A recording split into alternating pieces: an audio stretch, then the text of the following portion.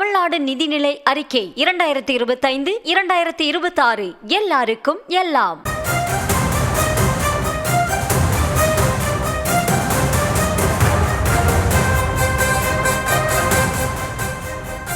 தொடர்ச்சியாக தேசிய கொள்கை வாயிலாக மும்மொழி கொள்கையை இந்தி திணிப்பை தமிழகத்தில் ஏற்க முடியாது என தமிழக அரசு உறுதிபட தெரிவித்து வரக்கூடிய நிலையில் ஆந்திராவின் துணை முதலமைச்சராக இருக்கக்கூடிய பவன் கல்யாண் அவர்கள் ஹிந்தி வேண்டாம் என கூறும்போது தமிழ் படங்களை ஹிந்தியில் டப்பிங் செய்து வெளியிடுவது மட்டும் சரியா, இதன் மூலமாக கிடைக்கும் வருவாய் மட்டும் வேண்டுமா, இதுபோன்ற கருத்துக்களை தெரிவித்திருக்கிறது பெரும் சர்ச்சையாகி இருக்கிறது. இந்த தருணத்தில் இது தொடர்பான தன்னுடைய கருத்துக்களை பகிர்ந்து கொள்வதற்காக தமிழக வாழ்வுரிமை கட்சியின் தலைவர் திரு வேல்முருகன் அவர்கள் நம்முடைய இணைந்திருக்கிறார். வணக்கம் திரு வேல்முருகன்.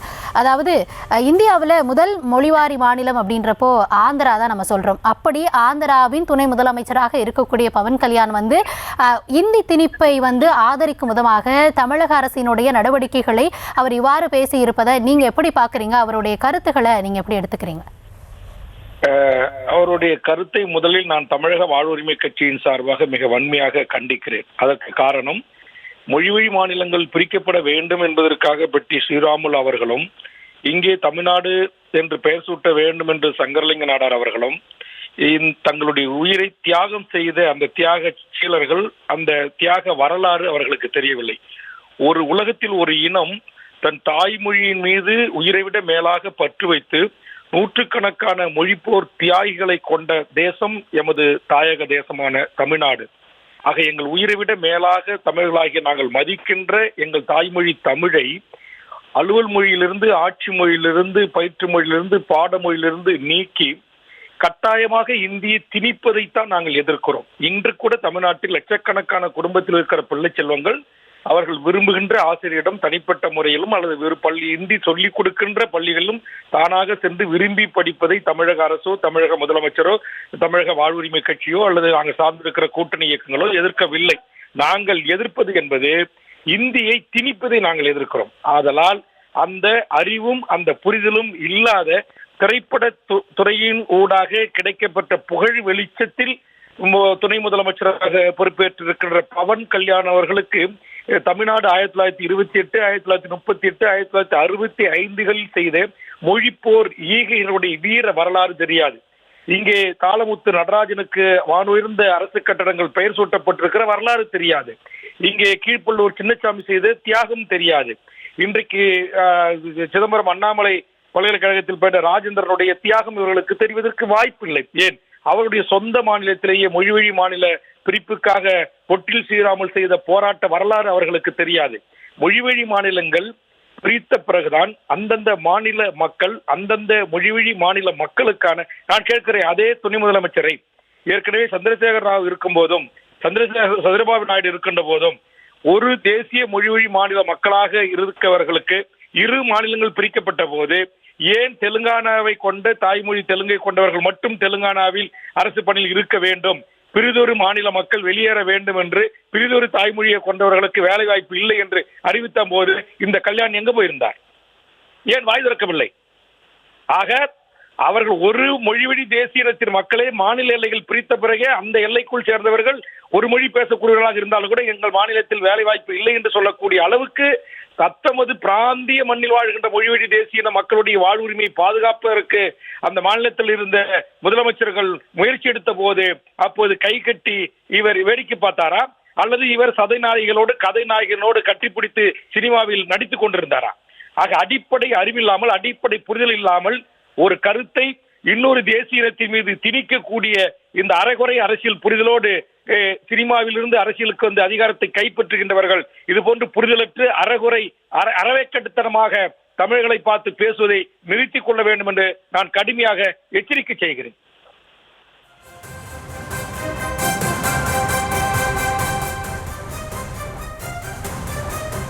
திரு வேல்முருகன், தொடர்ச்சியாக நீங்க அவருடைய கருத்து தொடர்பான உங்களுடைய கருத்துக்களை பகிர்ந்துட்டு இருக்கீங்க. இது போன்ற ஒரு அண்டை மாநிலம், அந்த மாநிலத்தில் ஒரு தீவிரமான ஒரு கொள்கை பின்பற்றப்படுகிறது, அதற்கு ஊறு விளைவிக்கும் போது அதற்கான எதிர்ப்பு அனைத்து தரப்பிலிருந்தும் கிளம்புகிறது. இப்படியான ஒரு சூழல்ல அண்டை மாநிலம் அதனுடைய ஒரு அதிகாரத்தில் இருக்கக்கூடிய துணை முதலமைச்சரினுடைய கருத்துகள் இரு மாநில உறவுகளில் பாதிப்புகளை ஏற்படுத்தும் அப்படின்றதையும் உணராமல் அவர் பேசியிருக்கக்கூடிய இந்த கருத்துகள் எத்தகைய விளைவுகளை இரு மாநில உறவுகளில் ஏற்படுத்தும்? அதுதான் நான் சொல்லுகிறேன். அவருக்கு அடிப்படை அரசியல் தெரியவில்லை, அடிப்படை அரசியல் புரிதல் இல்லை. மொழிவழி மாநிலங்கள் 1956 எதற்காக பிரிக்கப்பட்டது, எதற்காக ஆந்திரா உருவாகியது, எதற்காக தமிழ்நாடு உருவாகியது, அப்போது சென்னை ராஜஸ்தானியா இருந்த கேரளா, கர்நாடகா, ஆந்திரா, கோவாவின் ஒரு பகுதி வரையிலும் மகாராஷ்டிரா வரையிலும் இருந்த நிலப்பரப்புகள் எல்லாம் மொழிவழி மாநிலங்களாக பிரிக்கப்பட்ட தாற்பயம், அதனுடைய புரிதல் அவருக்கு கொஞ்சம் கிஞ்சித்தும் இல்லை. ஆனால் தமிழர்களாகிய நாங்கள் உலக மொழிகளுக்கெல்லாம் தாய்மொழியான எமது தாய்மொழி தமிழை எமது உயிரை விட மேலாக நேசிக்கின்ற, அப்படி நேசித்து எங்கள் தேக்குமர உடல்களையே தீக்கரையாக்கி இந்த மண்ணில் இந்த மொழி உரிமைக்காக, மொழி பாதுகாப்புக்காக, மொழி அழிவிலிருந்து மீட்பதற்காக இன்றைக்கு பேசப்படாத சமஸ்கிருத மொழிக்கு 1000 கோடி ரூபாய் ஒதுக்கி தருவதை குறித்து கருத்து சொல்வதற்கு அவர் நடிகர் தயாராக இருக்கிறாரா? இன்றைக்கு இந்தி என்பது அன்றைய மகாராஷ்டிராவில் இருந்து அந்த மகாராஷ்டிரா தாய்மொழியாக கொண்ட மகர் மக்களுக்கு இருந்த தாய்மொழி இன்றைக்கு சிதைக்கப்பட்டு இன்றைக்கு இந்தி பேசுவதை குறித்து அவர் வாய் திறப்பாரா? இன்றைக்கு உத்தரப்பிரதேசத்தினுடைய தாய்மொழி இன்றைக்கு மறைக்கப்பட்டு இந்தி இன்றைக்கு ஆட்சி மொழியாக கோலோச்சுகிறது. அதை குறித்து அவர்கள் அந்த வரலாறு அவர்களுக்கு தெரியுமா? ஆக மொழி வழி தேசிய இனங்களுடைய உரிமையை பிரிதொரு எந்த ஒரு ஒன்றிய அரசோ அந்த மொழி வழி தேசிய இனங்களுடைய பேச்சுரிமையை, அவருடைய எழுத்துரிமையை, அந்த உரிமை, பண்பாட்டு உரிமையை, கலாச்சார உரிமையை, நாகரிக உரிமையை தடுப்பதற்கு அவருக்கும் உரிமை இல்லை. இந்தியா என்பது பல்வேறு தேசிய இனங்களை கொண்ட ஒரு பன்முகத்தன்மை வாய்ந்த ஒரு நாடு, அவ்வளவுதான்.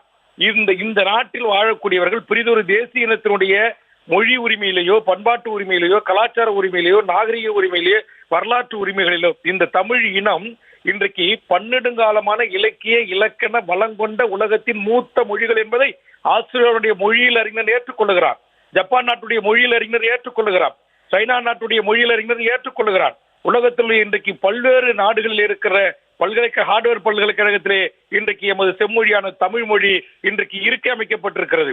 புலம்பெயர்ந்து வாழ்கின்ற எம் தமிழர்கள் உதிரம் சிந்தி சம்பாதித்த பணத்தை கோடிக்கணக்காக கொட்டி தந்திருக்கிறார். எங்கள் மக்களால் தேர்ந்தெடுக்கப்பட்ட அரசு அதற்கான பங்களிப்பை வழங்கியிருக்கிறது. இப்போது கூட நடந்து முடிந்த இந்த நிதிநிலை அறிக்கையிலே கிட்டத்தட்ட 55 பாராக்களிலே எம் தமிழ் சமூகத்திற்கும் எம் தமிழ் மொழிக்கும் இன்றைக்கு பல்வேறு விதமான திருக்குறளில் தொடங்கி எம்முடைய 50 காப்பியங்களில் இருந்து, தொல்காப்பியத்திலிருந்து பல்வேறு சான்று ஆவணங்களோடு எமது நாட்டுடைய முதலமைச்சரும் நம்முடைய நிதியமைச்சர் அவர்களும் இன்றைக்கு கீழுடைய பெருமையிலிருந்து நான் பிறந்த என் சொந்த கிராமமான புலியூர் அருகாமையில் இருக்க மருங்கூர் கிராமத்தில் தான் 5000 ஆண்டுகள் இரும்பு நாகரிகத்தோடு வாழ்ந்தவர்கள் தமிழர்கள் என்கிற வரலாற்று பெருமையை தமிழினம் பெற்றிருக்கிறது. கீழடி பல்லாயிரக்கணக்கான ஆண்டுகளுக்கு முன்பு நாம் நகரிய நாகரிகத்தோடு நாங்கள் வாழ்ந்தோம் என்று பறைசாற்றுகிறோம். அங்கு பானை ஓடுகளிலும் ஓலைச்சுவடிகளிலும் என் தாய்மொழி தமிழ் பன்னெடுங்காலமாக 15000 ஆண்டு, 20000 ஆண்டு, 50000 என்று இன்னும் அறுதியிட்டு இறுதியாக சொல்ல முடியாத செம்மொழி உள்ள ஒரு தமிழ் சமூகத்தை பார்த்து இன்றைக்கு சினிமாவில் அறகுறையாக அரசியல் தெரிந்து கொண்ட அறவேக்கட்டுத்தனமான பதில்களை கூறி இங்கு மொழிவழி மாநில சிறுபான்மை மக்களாக இருக்கிற இந்த மண்ணிலே பல நூறு ஆண்டு காலமாக தாய்மொழி தெலுங்கை கொண்டு வாழ்கிற மக்களுக்கும், தாய்மொழி தமிழாக கொண்டு வாழ்கிற மக்களுக்கும் ஒரு கருத்து மோதலையோ அல்லது காழ்ப்புணர்ச்சியை ஏற்படுத்துகிற விதமாக அண்டை மாநில முதலமைச்சர்களும் பேசக்கூடாது.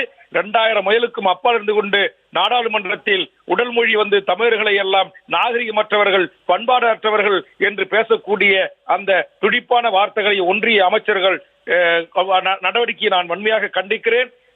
தமிழ் மண்ணில் நான் பிறந்தவர் என்று சொல்லிக்கொண்டு தந்தை பெரியார் எப்போதே பேசியதை எடுத்து நாடாளுமன்றத்தில் பேசி தன்னுடைய தாய்மொழி என்று சொல்லிக்கொண்டு தன் தாய்மொழிக்கும் அவமானத்தை ஏற்படுத்தி தருகின்ற நிர்மலா சீதாராமன் போன்ற மத்திய அமைச்சர்களையும் நான் இந்த நேரத்தில் மிக வன்மையாக கண்டிக்கிறேன். நீங்கள் தமிழுடைய மான உணர்ச்சியில், தமிழுடைய சுயமரியாதை விஷயத்தில், தமிழுடைய தன்மான உணர்வுகளை தீண்டி பார்த்து அரசியல் செய்கின்ற நடவடிக்கையை பாரதிய ஜனதா, RSS சங் பரிவார கும்பல்கள் நிறுத்திக் கொள்ள வேண்டும். இது ஒன்றும் உத்தரப்பிரதேசம் அல்ல. ஆண்டாண்டு காலமாக அந்த மண்ணின் பூர்வீகுடி மக்களாக இருக்கிற இஸ்லாமியர்களுடைய பள்ளி வாசல்களை மூடிவிட்டு நீங்கள் ஹோலி கொண்டாடுவது போல் அவர்கள் பொறுத்து சகித்துக் கொண்டிருக்கிறார்கள் என்பது உங்கள் ஆணவ அரச பயங்கரவாதத்திற்கல்ல, இந்தியாவின் இறையாண்மைக்கு பங்கு வந்துவிடக்கூடாது, இந்தியாவின் ஓர்மைக்கு பங்கு வந்துவிடக்கூடாது என்பதுதான் எனது இஸ்லாமியர்கள் பொறுத்துக் கொள்கிறார்கள். அதே போன்று தாய் தமிழ்நாட்டில் இருக்கிற தமிழர்களாகி நாங்களும் பொறுத்துக் கொள்வோம். எங்களை நீங்கள் சீண்டினால் என்று சொன்னால் நிச்சயம் கடுமையான எதிர்வினையை நாங்கள் ஆற்றுவோம். குறிப்பா தமிழர் வாழ்வுரிமை கூட்டமைப்பும் தமிழக வாழ்வுரிமை கட்சியும் சினிமாவில் இருந்து அரைகுறை அரசியல் புரிதலோடு தமிழர்களை கொச்சைப்படுத்தி பேசுகின்ற இவர்களை மிக கடுமையாக நான் எச்சரிக்கிறேன், கண்டிக்கிறேன். திரு வேல்முருகன், உங்களுடைய உணர்ச்சிகரமான கருத்துக்களை பகிர்ந்து கொண்டீங்க. இணைப்பில் வந்தமைக்கு மிக்க நன்றி. தமிழ்நாடு நிதிநிலை அறிக்கை 2025-2026 எல்லாருக்கும் எல்லாம்.